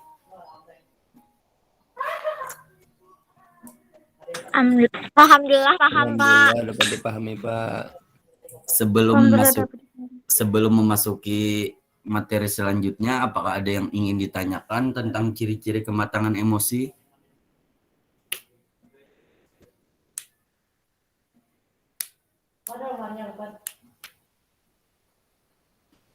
Sepertinya tidak ada, Pak. Tidak ada, Pak. Selanjutnya, emosi tidak matang memiliki cara ciri-ciri sebagai berikut. Ya, di sini untuk anak-anak tolong dipahamilah karena ini berkaitan tentang masa remaja dan tentunya Buan Pian Beritaan masih remaja kan? Yang pertama, ciri-ciri tidak matangnya keadaan emosi.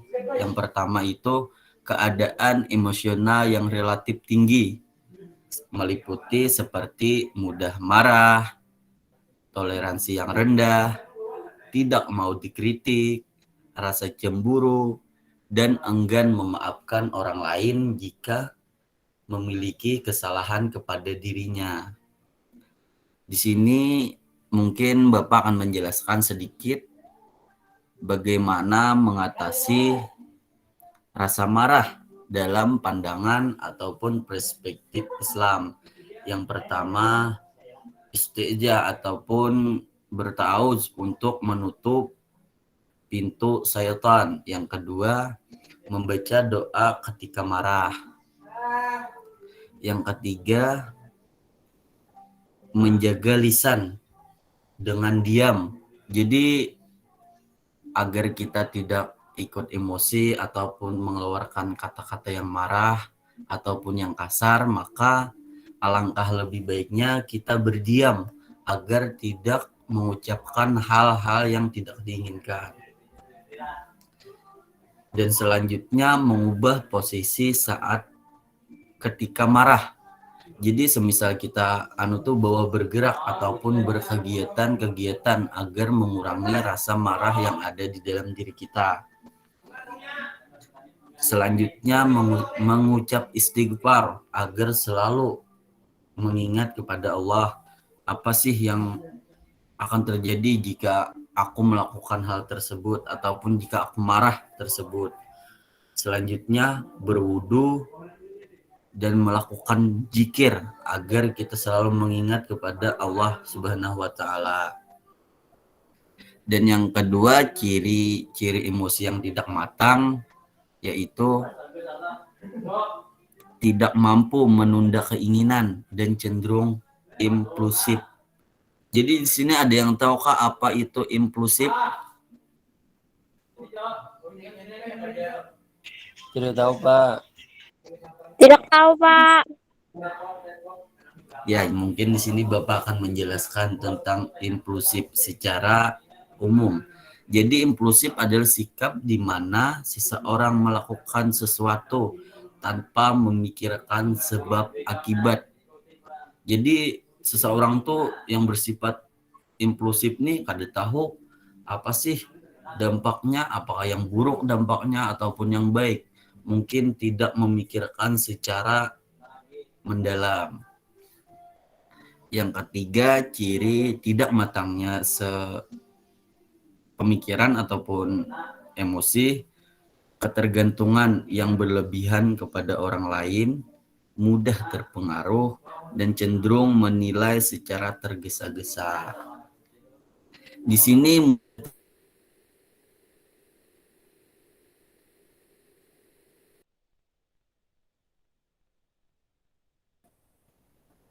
orang yang baik, maka dia akan terpengaruh kepada orang yang baik juga.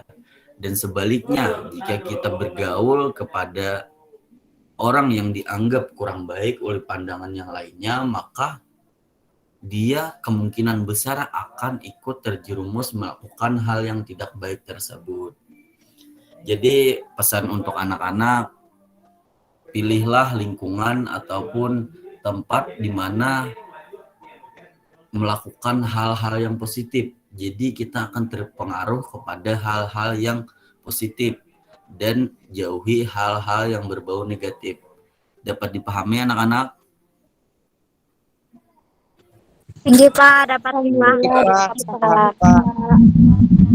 Uji Saiful Anwar dapat dipahami? Insya Allah, Bapak. Selanjutnya, egosentris yang merupakan manifestasi dari egoisme. Individu yang tidak matang emosinya merupakan rasa tidak hormat pada orang lain, menuntut sifat empati orang lain, dan meminta hal-hal yang kurang beralasan. Jadi di sini ruang lingkupnya sepertinya lebih kepada remaja, karena remaja mungkin emosinya banyak yang masih turun naik ataupun tidak stabil karena banyak hal-hal yang baru dia ketahui. Adapun dampak negatif kondisi emosi yang tidak stabil pada remaja. Yang pertama, marah. Ya tentunya mudah di sini pada remaja itu jika emosinya tidak stabil ataupun tidak terkontrol, maka marah akan timbul saat hal-hal yang tidak dia inginkan. Padahal menurut hadis Nabi Muhammad SAW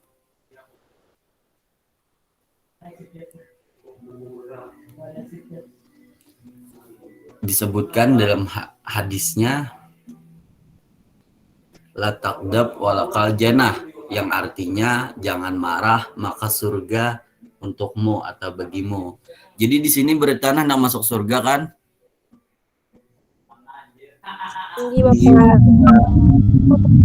Jadi jika ingin masuk surga, marilah kita bersama-sama, bukan hanya untuk anak-anak, tapi juga untuk Bapak, untuk bisa menahan rasa marah, agar semoga kita dapat dikumpulkan di surganya nanti. Amin.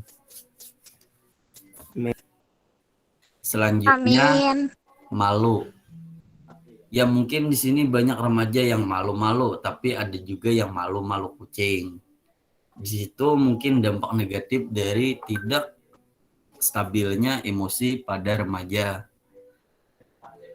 Selanjutnya, takut, cemas, cemburu, dan iri hati. Ya, iri hati di sini tentunya sebagaimana jika remaja tidak dapat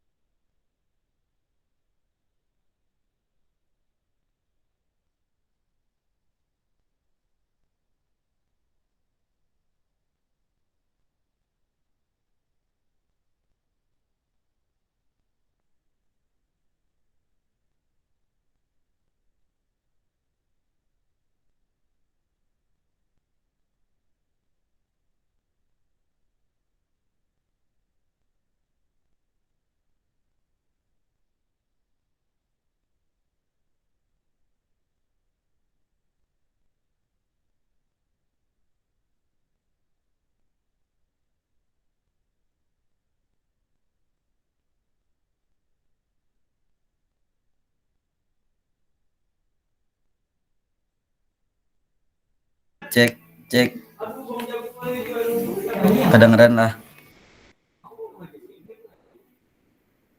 Kedengaran, Pak. Ya, mungkin Bapak minta maaf terlebih dahulu lah, karena tadi ada sedikit gangguan yang tidak membuat nyaman para peserta didik. Mohon maaf sekalinya lagi lah.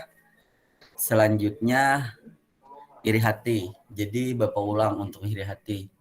Biasanya remaja sering iri hati terhadap sesama, apalagi tentang hal-hal yang baru, seperti jika remaja A membeli seperti ini, maka remaja B yang tidak mampu mungkin iri hati ataupun sebaliknya. Dan selanjutnya yaitu rasa gembira dan rasa sedih. Di sini remaja tentu saja tahu apa sih rasa sedih dan rasa gembira. Tapi terkadang ciri-ciri dampak negatif tidak matangnya seorang emosi remaja yaitu sedih dan gembira bisa dilakukan secara bersama-sama ataupun tidak karuan. Selanjutnya rasa ingin dikasih sayang. Sudah tahu aja lo, sering aja lo, ciri-ciri remaja nih biasanya rasa ingin dikasih sayang tuh seperti cari muka ataupun ya semacamnya, apalagi terhadap lawan jenis. Apakah betul Sahruji seperti itu ciri-cirinya? Sangat betul, Bapak. Yang lain dapat dipahami untuk dampak negatif kondisi emosi yang tidak stabil pada remaja? Ini dapat dipahami, Pak. Selanjutnya rasa ingin tahu atau bahasa kerennya kepo. Jadi di sini dampak negatifnya tuh rasa ingin tahu yang berlebihan. Padahal rasa ingin tahu tersebut diperbolehkan, tapi jangan secara berlebihan ataupun tidak dapat mengontrol rasa ingin tahunya. Disitulah mengapa Jika emosi keadaan remaja tidak stabil ataupun tidak matang, maka rasa ingin tahunya secara berlebihan dan menilai orang secara berlebihan. Pada umumnya remaja awal belum dapat mengontrol emosinya dengan baik. Jadi di sini pesan untuk anak-anak sekalian, bahwasanya jadilah pribadi yang dapat mengontrol ataupun mengendalikan emosi agar kita dipermudah menuju tujuan ataupun jalan yang kita inginkan. Mungkin sampai di sini saja pemaparan materi dari Bapak. Salah hilapnya mohon maaf. Sebelum ditutup, apakah ada yang ingin ditanyakan atau pertanyaan yang diajukan kepada Bapak? Dipersilahkan. Tidak ada Bapak. Tidak ada Bapak. Tidak ada Bapak. Ya, mungkin itu saja pemaparan dari Bapak. Salah hilapnya mohon maaf. Assalamualaikum warahmatullahi wabarakatuh. Waalaikumsalam. Terima kasih banyak Bapak. Terima kasih banyak Bapak. Ya, alhamdulillah Bapak Hanafi sudah selesai menyampaikan bimbingan klasikal lah, sudah tuntas UASnya. Jadi karena memang tidak efektif lah kalau kita habiskan hari ini atau beberapa kita lanjutkan. Nah, jadi